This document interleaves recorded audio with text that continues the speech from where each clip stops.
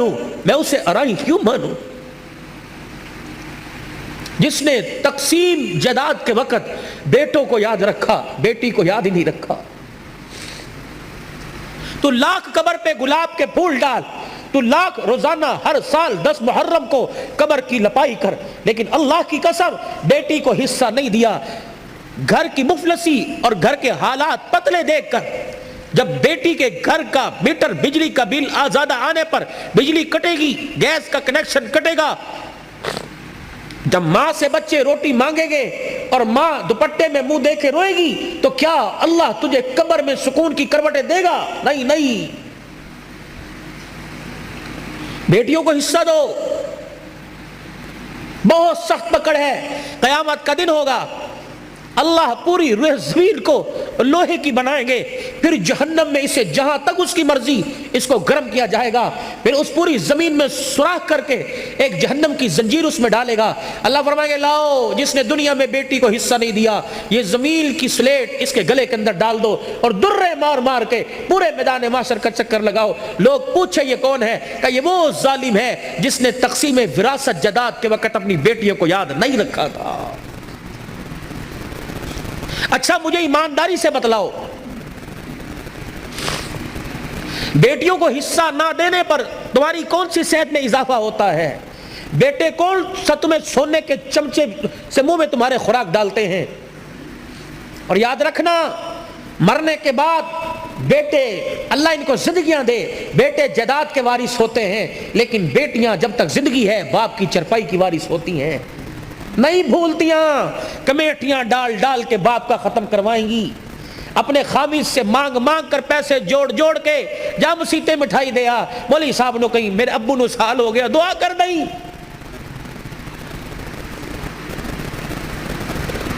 یہ دین ہے، میں اسے کہاں ڈھونڈوں؟ میں اسے کس خطیب کی زبان پہ تلاش کروں؟ کس مورخ کی تاریخ میں تلاش کروں؟ کون سے فسانے اور کون سے ناول میں اور کون سے سنڈے میگزین اور ایکسپریس اور نوائے وقت اخبار میں تلاش کروں؟ یا معاذ، میں تجھے دین کا خلاصہ نہ بتلا دوں؟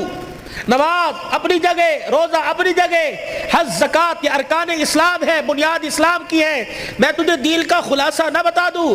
کہ جی یا رسول اللہ، اپنی زبان مبارک اپنے ہونٹوں سے باہر نکالی اور اپنی انگوٹھے اور انگلی سے پکڑی، فرمایا کف ھذا، اسے قابو میں رکھیو۔ اے معاذ، قابو میں رکھنا۔ کسی نے گالی دے دی، کسی نے بدتمیزی کر دی، اس کی بدتمیزی پر تو مسکرا دیا، قیامت کے دن تہجد گزار پیچھے کھڑے ہوں گے، تو آگے کھڑا ہوگا۔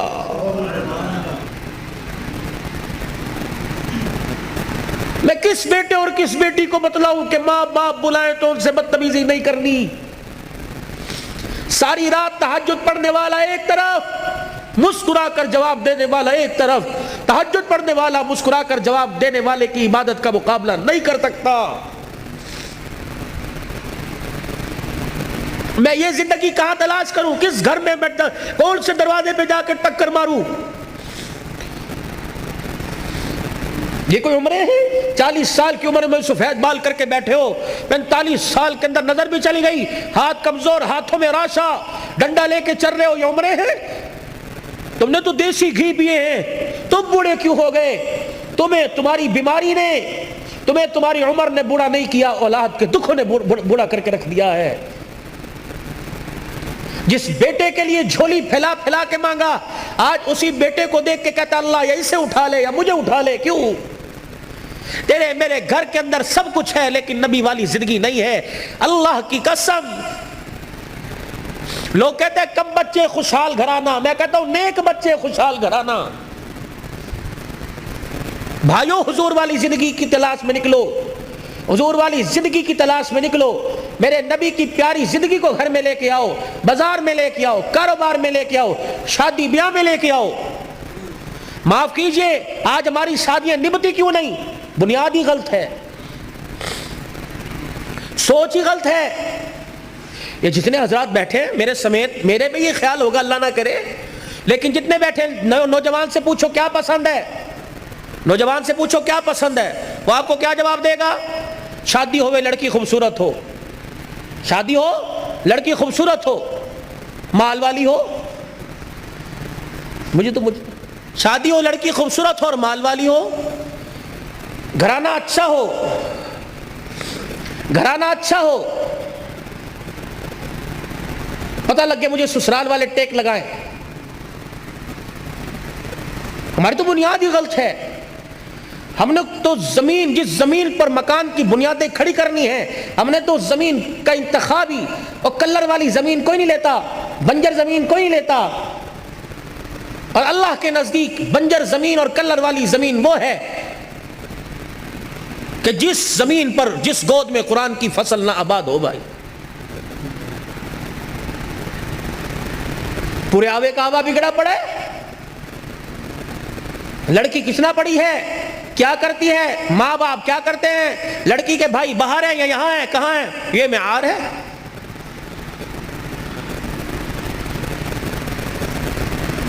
ہسپتالوں میں جا کے دیکھو، فیصل آباد اپنے جڑ والے میں جا کے دیکھو، مریض باپ پڑا ہوا ہے، بیٹا ڈاکٹر کو کہہ رہا ہے ہم تسی کچھ کرو جی ابو دیا، ابو لیے آسانی پیدا ہو جائے، مولوی صاحب، مبشر نظر صاحب آپ جمعے میں دعا کرو اللہ میرے باپ کے لیے کام آسان، کیا آسان کر دے، مر جائے؟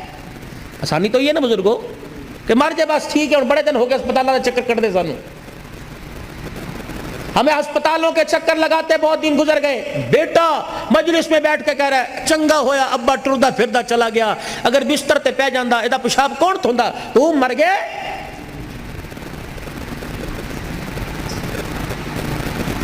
تیرے ہاتھ ٹوٹ گئے تو کس لیے؟ وہ پیشاب والے کپڑوں میں تجھے ساری رات گود میں اٹھا کے سردی میں کھڑا رہتا تھا، تو کیا اس کا نہیں پیشاب دھو سکتا؟ اللہ کی قسم ہے، جملہ دے کے جا رہا ہوں سنبھالنا، جملہ دے کے جا رہا ہوں سنبھالنا، کبھی یوں نہ کہنا ساڑھے ماں باپ نے ساڑھے لیے کچھ نہ کیتا، ورنہ قیامت کے دن خدا کی قسم اللہ نام اعمال کا رجسٹر خالی منہ پہ مار دے گا۔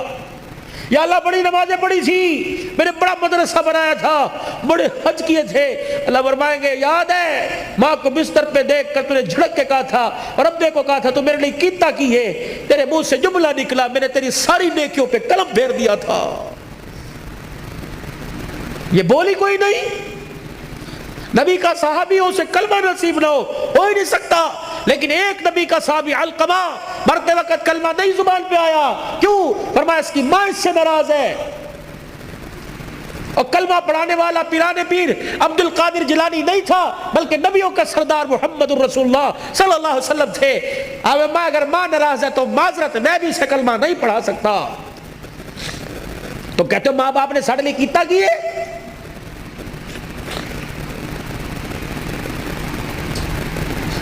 پہلی رات بیوی کو آؤ میں اپنے موضوع کی طرف آتا ہوں، پہلی رات بیوی کو لا کر بٹھا کر کہو ہاتھ جوڑتا ہوں، جس باپ اور ماں کے سائے کو چھوڑ کے آئی ہے گھر کے اندر دو موجود ہیں، دیکھنا میرے کام آگے پیچھے کرنا، شرعی لحاظ سے تیرا حق نہیں ہے کہ تو ان کی خدمت کر، اخلاق کی لحاظ سے تیرا حق ہے، اگر یہ راضی تو مجھے بھی زندگی کے گھر میں سانس لینے میں سکون ملے گا، ورنہ چک چک بک بک رہے گی، تیرا بھی گھر خراب ہوگا اور میرا بھی گھر خراب ہوگا۔